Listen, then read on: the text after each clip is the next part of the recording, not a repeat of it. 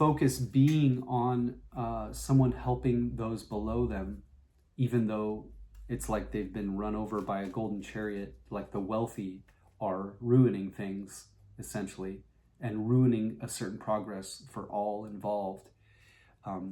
Still, there may be shame, but in the end, if we continue and don't be restrained by our own perspective of our limitations, then we're going to have success. And we can also learn something and have a perspective change about maybe where we think we're so incredibly limited, but it may just be that we view ourselves as limited, not that we actually are, at least in an ultimate sense. I find it interesting that there's walls in both of the hexagrams. There's the wall surrounding the tree, cutting it off from its source of nourishment. Makes me think of like a bonsai tree.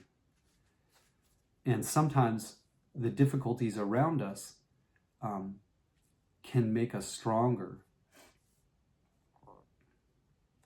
If we're used to being cut off from nutrients, we have a way of getting through the world that often can take advantage of as many abilities to access nourishment as possible. They may not always be the best sources, but the idea that we're actively trying to find nourishment, regardless of it seeming like we won't be able to,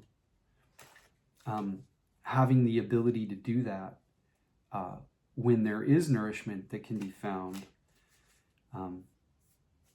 things can go a lot more smoothly. And it's almost like having